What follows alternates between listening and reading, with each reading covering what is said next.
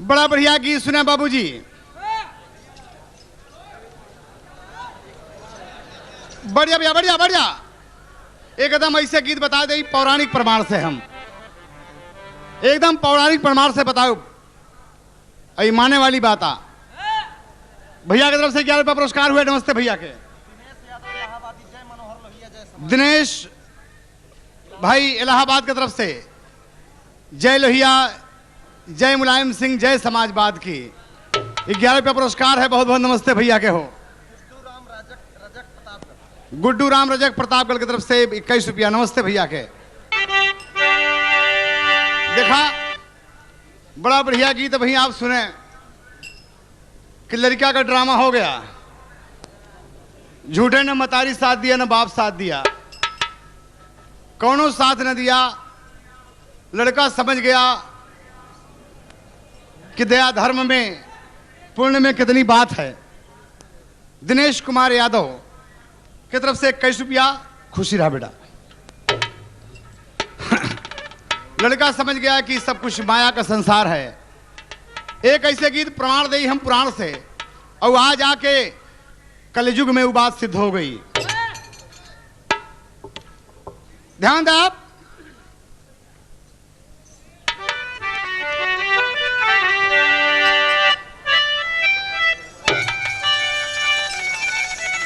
छोट छोट दो गाना गा दे जौने विजयलाल बताए ना है कि हमारे पास एक पुड़िया बा।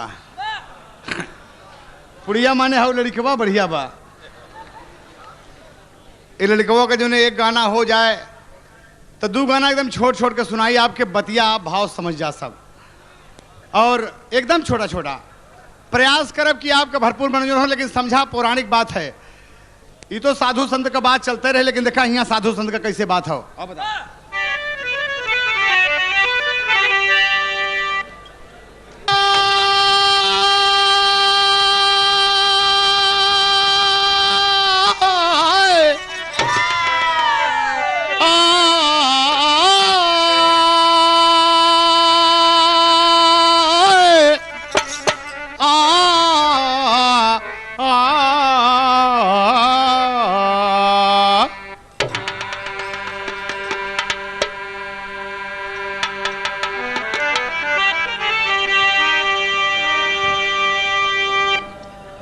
जितनी इंसान के मन की रफ्तार है, अरे उससे भी ज्यादा नारद की रफ्तार है। वो निमिक बल पे देखो धरा पर गए, हाय नारद पमानव का उपकार है। देवी देवता में झगड़ा लगाते फिरे, लोग कहते कि नारद चुगलखोर हैं। हाय देवर्षि में कितनी अच्छाइयां, शून्य से अचला तक उनका ही शोर है।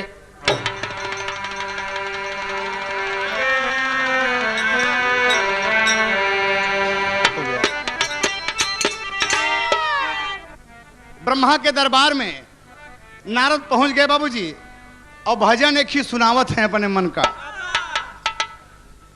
आइए देवर से स्वागत है, आइए आइए, भजन सुना रहे हैं।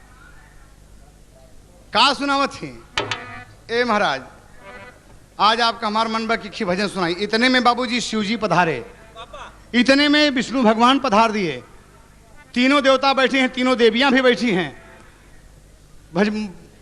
नारद जी एक भजन सुनावत थी। का सुनावत थी? अब वहीं आवत रहे महाराज। कहे तो का हुआ? कहे उड़ी गईले सुगना, अरे उड़ी गईले सुगना। भजन का असली रूप जोन खंजरी पे बजत है। हमरे ढोलक का कमाल देखा कि उड़ी गईले सुगना, अरे पिंजरावा का छोड़ के उड़ी गईले सुगना। या बरगिया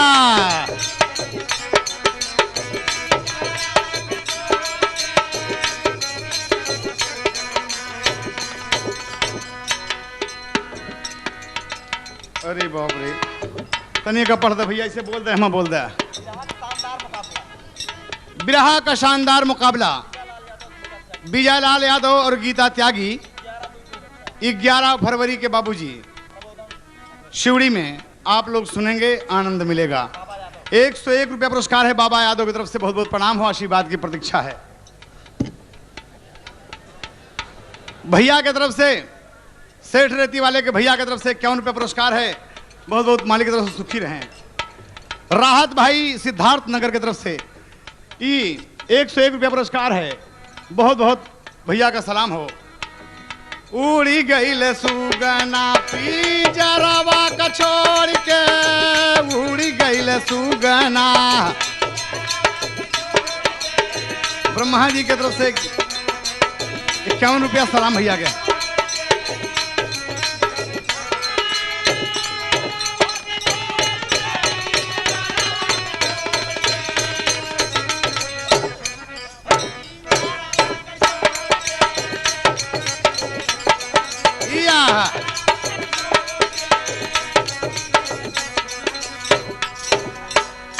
ये भगवान कहा परमादरणीय आज के व्यवस्थापक जिन नारद जी तीनों भगवान बैठे हैं, सबको प्रणाम करके क्या कहते हैं? हे महाराज, तीनों जन से पूछत बाटी प्रभु जी एक सवाल, तीनों जन से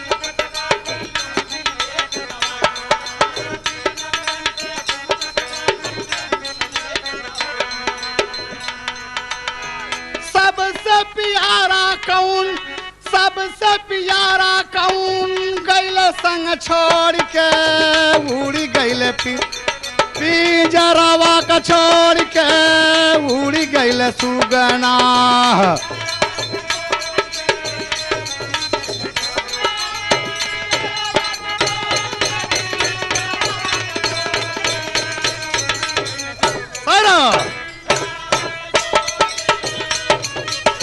बहुत अच्छे जगदीश बहादुर।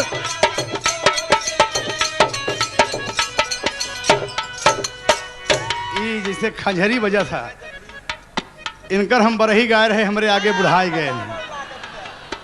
यह न हो, ये जगदीश का हथौटी बाबूजी खंजरी आप बजा के देखेंगे, हमारे जगदीश के ढोलक से मिली। कितनी बढ़िया बात रही।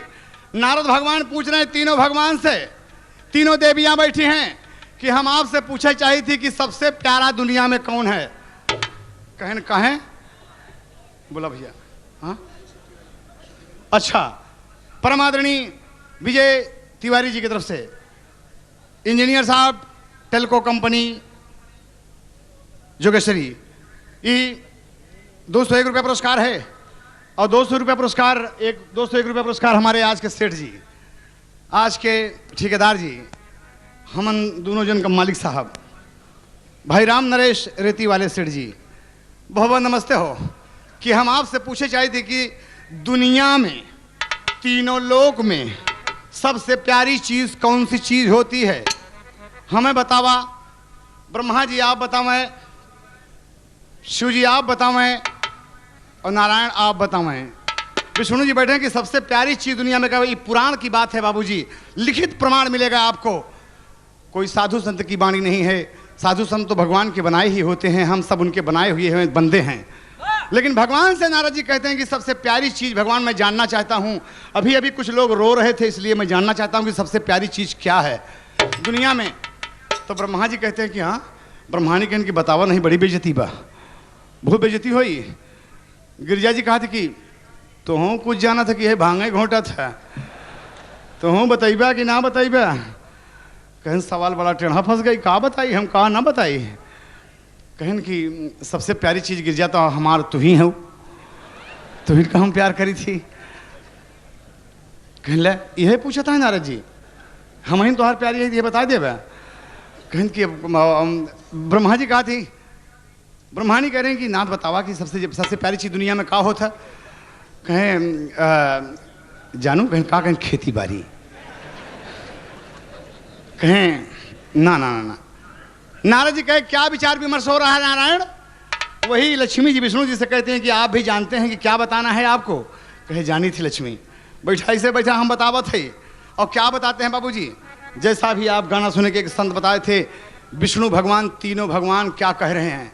नारद जी पूछे सबसे प्यारी क्या है, तो वह भगवान विष्णु जी कहें कि पियारा विष्णु बोले जनवा, यह सबसे प्यारी जान हो तो महाराज। ए नारद जी, लेकिन ब्रह्मा जी खड़ा हो गए, तबले शिव जी खड़ा हो गए। अरे ब्रह्मा पूत बतावा, शिव जी बोले धनावा, पियारा विष्णु बोले जनावा।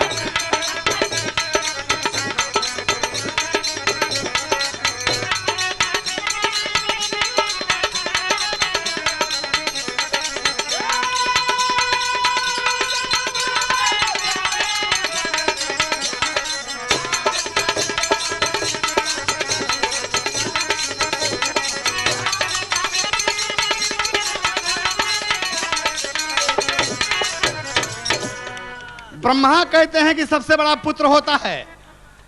अब विष्णु जी, शंकर जी कहते हैं कि नहीं महाराज, पुत्र बड़ा नहीं होता, सबसे प्यारा धन होता है। जिसके पास धन नहीं है, कुछ नहीं है, विष्णु भगवान का नंबर लगा तो कहें कि भैया सबसे प्यारी अपन जान होता। नारद जी कहें कि ना ना ना ना ना, तीनों देवता झूठ है। ये हम कब मानब कि हम अपनी आंख से देखब, हम अपनी आंख से देखब तो तर्जवा बदल गया कि तुझे प्यार करूं भरता भरतार सिलवा जरे चोली ये सब की।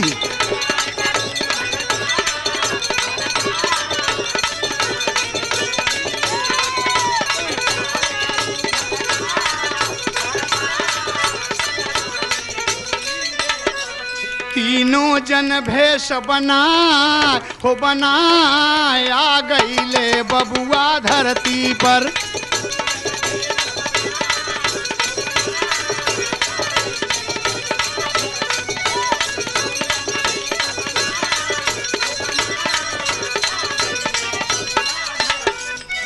नारद जी कहाँ हम लेब परीक्षा, नारद जी कहाँ हम लेब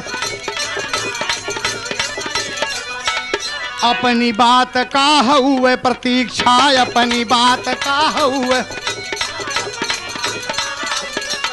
वह देवता दिहे न मुस्काय मुस्काय आ गईले देखा धरती पे।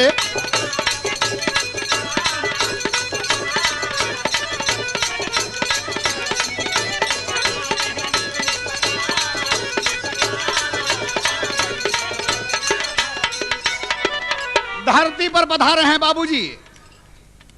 22 वर्ष शादी हुए हो गया है, 2 प्राणी बैठे हैं, पति पत्नी रो रहे हैं, भगवान का पूजा कर कर हार गए हैं, एक भी औलाद नहीं है, एक भी औलाद नहीं है। ब्रह्मा जी कहते हैं कि ए भैया देखा ये रो रही, हम कहा था ना कि सबसे बड़ा पुत्र हो तो कहे हाँ मैं का प्रमाण देते।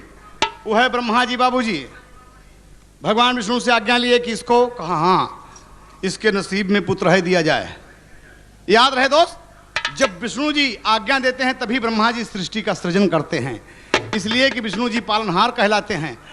वो है जाके बाबूजी वो बजनी के कोख में तीनों देव खड़े हैं, तीनों देव खड़े हैं और क्या कहते हैं कि तुम दोनों प्राणी क्यों रो रहे हो।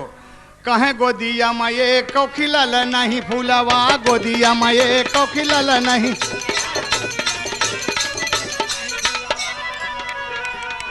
महाराज साय समय नहीं मोरे अनुकूलवा, साय समय नहीं मोरे अनुकूलवा।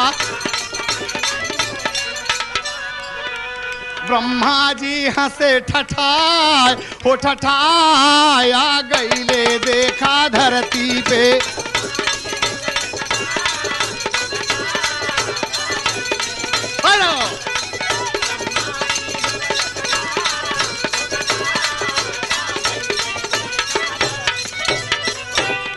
है और क्या कहा जी बाबूजी, कहा जाओ मैं आशीर्वाद देता हूं, मत रो तेरे एक पुत्र पैदा होगा। आज से तू अपन महीना गिनब शुरू कर दे। दोनों प्राणी में बड़ा प्रेम जमा किया। अरे इस अधुइया कैसे बोलत है, इस अधुइया तो बोल के चला कर लड़कियां हो कहन 22 बरिस तो हो गए एकदम सब हिसाब किताब लहावत। हमूर से हमूर, हमूर से हमूर, दुनिया के देवी देवता बनाई आई, साधु संत का लड़कियां दे कह के चला गए बाबूजी। उन्हीं दिन मौसम करे अनुकूल हो गया बाबूजी, मौसम अनुकूल हो गया। दोनों को सत्संग हुआ, लहान बैठ गए। अरे लहान बैठ गए बाबूजी, धीरे धीरे ओकर वो दिन आएगा जब एक बेटा पैदा हुआ बाबूजी, बजनी के कोख से एक लड़का पैदा हुआ तो खुशी छा गई। जो कुछ उसके पास रहा बाबूजी लुटाने लगा। तो ब्रह्मा जी नारद से कहा, दिक्कत बेटवा बढ़िया होता ना, पुत्र प्यारा होता है कि नहीं प्यारा होता? पुत्र पाए के देखा था सब कुछ लुटावे के तैयार है, कहन के नहीं महाराज हमारे मन नहीं बसाई। लेकिन बाबूजी जब वो कंगाल हो गया तो शिव जी कहते हैं कि ना ना ना, ये तो गलत बात है। बेटवा का निरादर वहीं हो लगा बाबूजी कि कैसे पढ़ाई करे, छोटी के गदे लावा हो, सब कुछ दिहले लूटा, दुनाह परानी भूखा भूखा घूमई लगले हो, मन रही रही के घबरा। बेटवा कहा था, वह बेटवा कहा था कि माई माई भोजन दे दा। कहेंगे चुप बैठ वहाँ, हम हमारे पेट भरते नहीं, तोर पेट कहाँ से भरी? हम तोर पेट कहाँ से भरी? नारद जी कहे ब्रह्मा से, कस बेटवा प्यारा हो तो बेटवा बारे कुछ देख दे यार, नहीं बे तोर पेट कहाँ से भरी? माई कहत बा सब कुछ बेकार है महाराज, बतावा। अब शंकर जी कहे रोक रोक रोक रोक रोक रोक रोक रोक के वो है बाबूजी, शंकर जी माया फैलाकर अपन सब अचल बिचल कर दिए, अचल बिचल कर दिए बाबूजी। देखते देखते देखते देखते वो आदमी बाबूजी इतना धनाढ़ हो गया, इतना धनाढ़ हो गया कि जिसका कोई हद नहीं, इतना धनाढ़ हो गया धनी। कहा देखा ये धन में? कहे हाँ, धन सबसे प्यारा होता है। हमने कहा था, आप कहते हैं कि बेटा सबसे प्यारा होता है, मैं कहता हूं कि धन सबसे प्यारा होता है। देखिए हम धन दे दिए, विष्णु जी कहते हैं यही बात है ना? कहें हाँ। कहें कि धन से सब कुछ खरीदा जा सकता है? कहें नहीं। आओ भैया, अच्छा बाबू जरा स्वागत कर दे। ठेकेदार बाबू राजेंद्र सिंह मुन्ना सिंह की तरफ से ये 2 गो तिरंगा हमारे हिंदुस्तान का प्रतीक है, ये हमारा कौमी निशान है, जिसे आज राष्ट्रपति भवन के सामने लहराए होंगे। तिरंगा ध्वजारोहण हुआ होगा, राष्ट्रीय गीत हुए होंगे। इस गणतंत्र दिवस के अवसर पर 105वें पुरस्कार है। इसी के साथ हम चाहेंगे कि बोलो भारत माता की। यही बतिया है बाबूजी। धन धनी हो गया, गरीबी आई ठुकरा दिया बेटे को, धनी हो गया बाबूजी। तो भगवान विष्णु खड़े हैं, कहा कि देखा आपने धन सबसे प्यारा? कहे ना ना ना ना ना। विष्णु भगवान बाबूजी माया फैला दिए। और कैसे माया फैला दिए? तर्ज लगा था बाबूजी कि यहाँ चरम दाग लागे, अरे यहाँ चरम दाग लागे, लाग कौन लक्षणा, चरम दाग लागे लाग कौन लक्षणा, जन जा विदेशवा कमाई बद सजना, जन जा विदेशवा।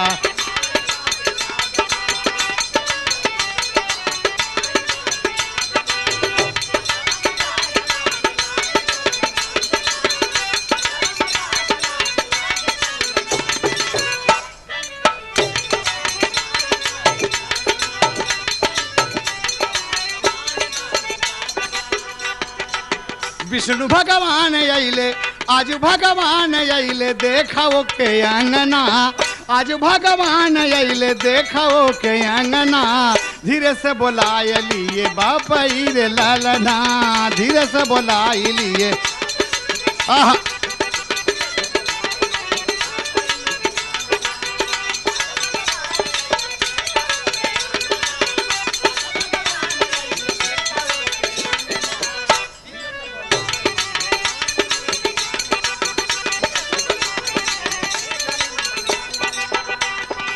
बेटवा से पूछे लागे, बेटवा से पूछे लागे, हरि जी सवाल हो, बेटवा से पूछे लागे।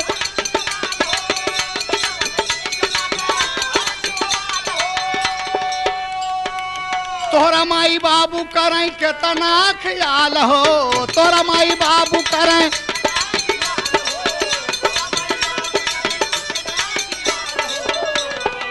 बालापन सुलाए हमके, बालापन सुलाए हमके, यहाँ चरा के पालना, बालापन सुलाए हमके, यहाँ चरा के पालना, धीरे से बोलाई लिए हरिया पलना।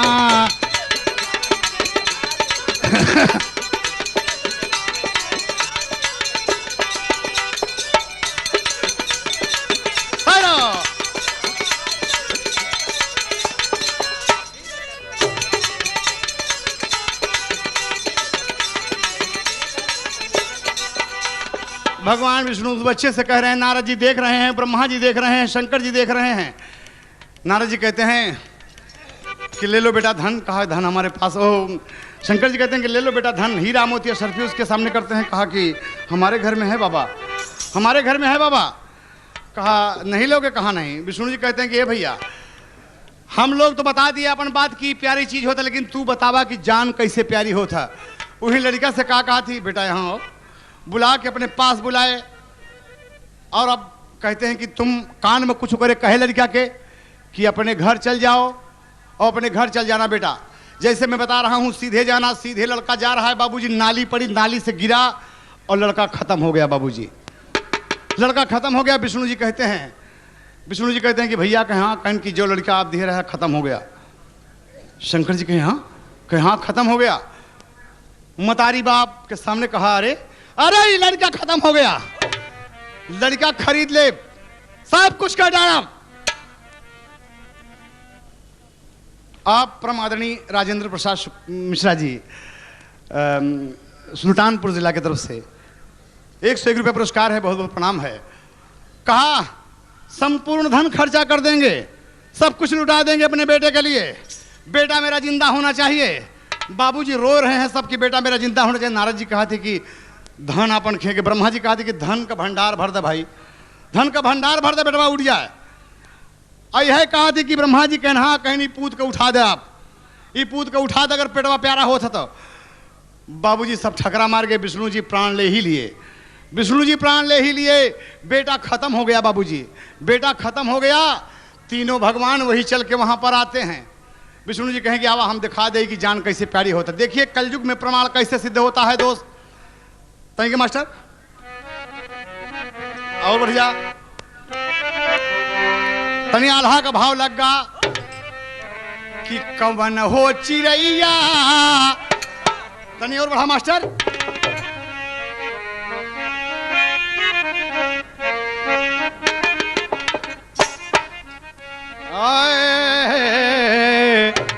कवन हो चिड़ैया जकरे 3 गो गदोरिया ये भैया।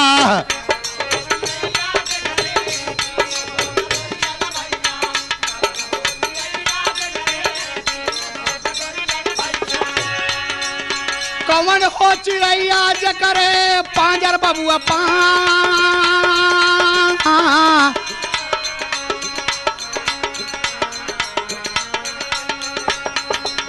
कवन हो चिड़ैया जकरे 36 कर जब भैया।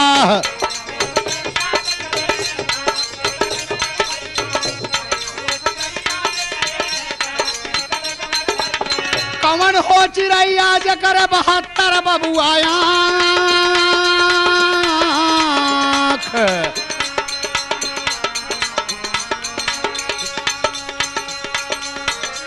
गाना में सवाल आ गया बाबूजी। आल्हा का गवैया सवाल कर रहा है एक गवैया से कि कौन चिड़ै ऐसी है जगह 3 गदोरी, कौन चिड़ै ऐसी है जगह 5 पांजर, कौन चिड़ै ऐसी जगह 36 करेजा और कौन चिड़िया ऐसी जगह 72 आँखी।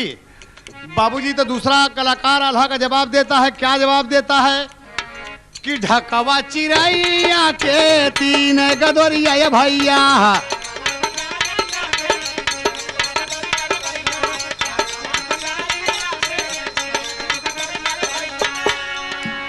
ढाक आप लोग समझत हो छिउल जेके प्लास कहा थे टेसू, प्लास कहते हैं टेसू यानी धोई दे। एक ही बराते में गए है बाबूजी, मेहरारू लागिन गावे दरोगा जी के बारात रहा है, उनके भाई के भी यार आए हम लेकिन कहे हैदर अली खा। हम कहा जब दिन गाई थी वह दिन खाई नहीं। हम कहा इसे रहा दरोगा जी कहे नहीं चला यार बैठा भाई के हमारे बियाह है जना तोहरे भैया का बियाह है। हम कहा चला भाई एक आध कचौरी खाई ले। जैसे बैठ गए कौनो मेहरारू का हमारा नाव बताई दी है। वो हम का मुद्दा बना ली भैया, मुद्दा बना के एकदम फिट लिस्ट में हमारा नाम आई गया। और शुरू में कहा दी है हैदर अली। हम कहा अरे बाप रे हाँ हम कहा दरोगा जी कहन की अरे यार तोहार नाव के बता दी।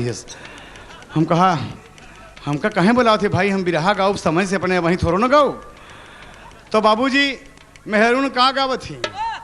हैदर अली सुना मोरी साड़ी का चार, मोरी साड़ी का चार।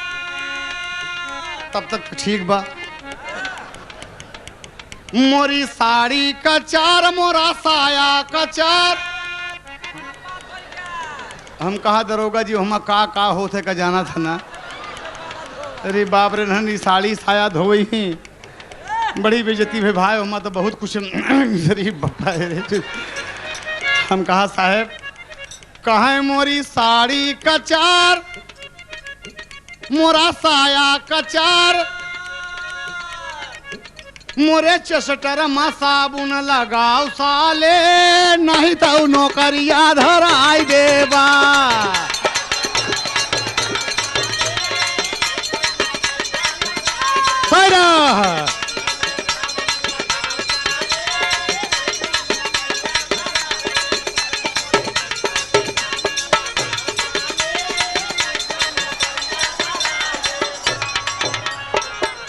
का करें एकवा अंदर चला गा बा, कैसे बस में रही हैं।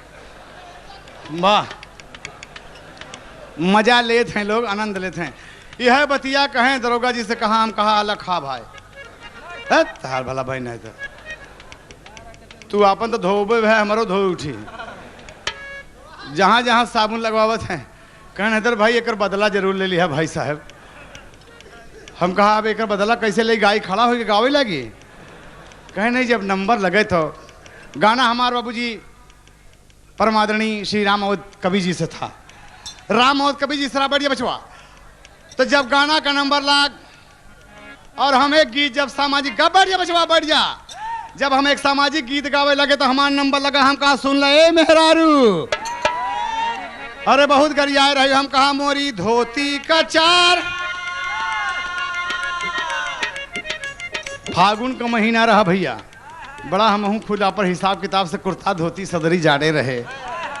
हम कहे लगे, हम कहा सुना दरोगा जी खड़ा है, तमाम उनकर साथी सहयोगी तमाम एसआई लोग खड़े हैं कि जरा सा मजा वाली बात आ गई। हम कहा सुन ले बदला ले लेते ही। हम कहा मोरी धोती का चार, मोरी धोती का चार, मोरा कुर्ता का चार। मोरी धोती का चार, मोरा कुर्ता का चार। मोरे जैकेट में साबुन लगाओ साली, नहीं तो बेलनवा थमाई देबा। यह पर प्रयागराज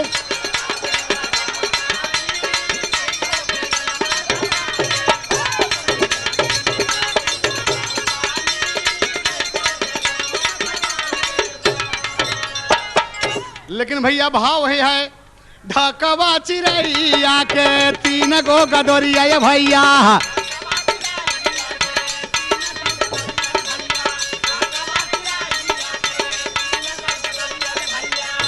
अरे खचिया चिड़ैया के पजरिया होला पा।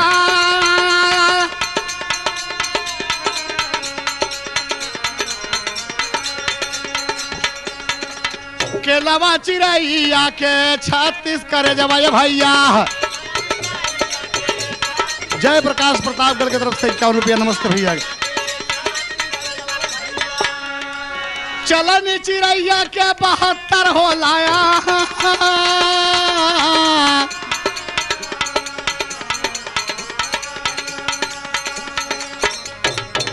आप लोग कुछ समझ लेना भैया, चलनी चिड़ैया के 72 हो लाया। आदमी कहत नहीं कि सुपवा बोले तो सुपवा चलनिया बोले तो करे 72 छेद। यही बतिया पर कभी लिख दिया कि चलनी चिड़ैया के 72 होला आंख। बाबूजी विष्णु भगवान कहते हैं, ब्रह्मा जी साधु के रूप में कहते हैं कि लुटा दो अपना धन, दान पुण्य कर डालो, तुम्हारा बेटा जिंदा हो जाएगा। बाबूजी वह धनवा लुटाई दिहले भैले कंगाल भैया।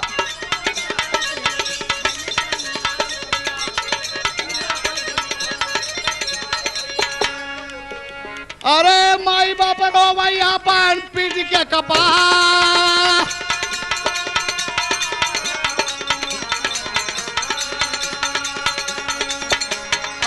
ब्रह्मा कहा की दूसर दई दे भाई पुतवा ये भैया ब्रह्मा कहा की दूसर।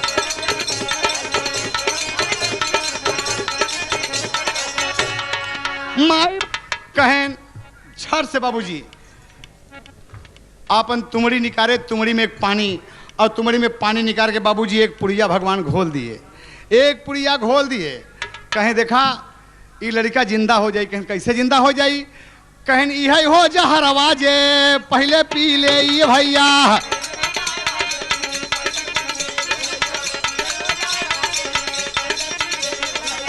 इतने ममाई देखा कैली नकार बपाई कहा कि हम ना ले भाई सपुतवा ये भैया बपाई का।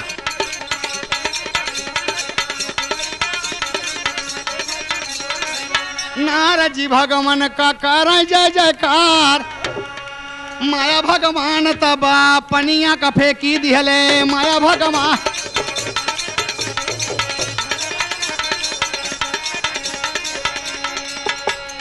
मूर्छित गदे लावा पे करें उपकार। बाबूजी मूर्छित गदेला पे जो लड़का मरा हुआ है मूर्छित है ओकरे ऊपर भगवान उपकार क्या कहते हैं, उसको दिव्य ज्ञान दे दिए। उसको दिव्य ज्ञान दे दिए कि दुनिया स्वार्थ की है बेटे, दुनिया स्वार्थ की है बेटे। देखा ना तेरे माँ बाप तुझको पलने में झुलाते थे, सारी दौलत लुटा दिए तेरे पैदा होने पर। आज वही माँ बाप जहर का एक प्याला नहीं पी रहे हैं, जहर का एक प्याला नहीं पी रहे हैं बाबूजी। लड़का सोच रहा है, वह भगवान पानी छिड़क दिए ऊपर, वह भगवान पानी जब छिड़क दिए बाबूजी तो उठ कर लड़का बैठ गया, उठ के लड़का बैठ गया, उसे दिव्य ज्ञान हो गया। तीनों भगवान सामने खड़े हैं, सबको प्रणाम किया कि आप मेरे पिता, आप मेरे पिता, आप मेरे पिता। ब्रह्मा जी कहे कि ना ना ना ना ना, कहना आप तीनों मेरे पिता हैं, आप सबका ज्ञान मुझे मिल गया, आप सबका ज्ञान मुझे मिल गया। तो मतारी बाप सोचती का ज्ञान है के मिल गया, मतारी से बाप सोचती क्या ज्ञान कहा, यही मेरे पिता हैं, यही मेरे पिता हैं। कहने रे बेटा तीनों जन का पिता बनोगे तो तू कलंकी हो जाबे। नारद जी कहा थी कि इतना बाप बनोगे तो कह लोग कलंकी कहीं। वह विष्णु भगवान बाबूजी खड़े हुए का कहा थी कि बेटे नारद जी की वचन खाली नहीं जाएगी, तुम अवश्य कलंकी पैदा होगे। जाओ मैं वचन देता हूं। कहीं बोला भगवान के सामने खड़ा है बाबूजी हाथ जोड़कर कि होई दूसरा जन्मवा, अरे होई दूसरा जन्मवा तो क्या बतलाई, होई दूसरा जन्मवा तो क्या बतलाई, अरे होई के देश में कबीर कराई है।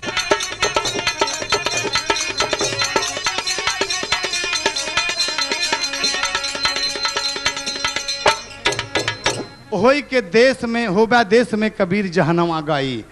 तोहार नाम होई कि दुनिया में तू कबीर पैदा होबा, तोहार बाप मर जाई तू विधवा मतारी से पैदा होबा।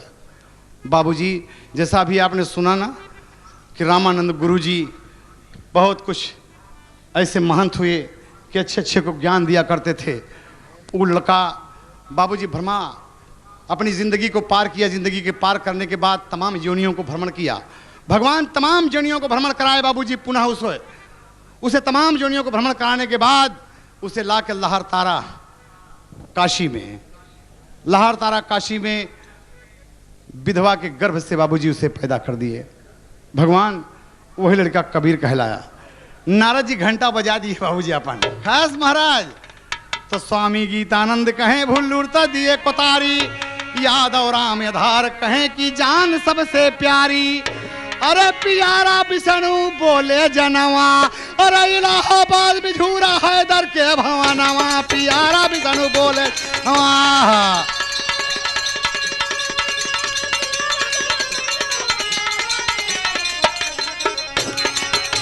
तो पंपलेट में आप जानते हैं। तो एक ही भाई पुड़ियवा बाकी भाई ना, एक ही पुड़ियवा बाकी बा। तो का एक पुड़ियवा के बारे समय बचल बाबूजी, आधा घंटा तक लड़किया के समय दे दे हम। कहानी का नहीं लागई फगुनावा हो,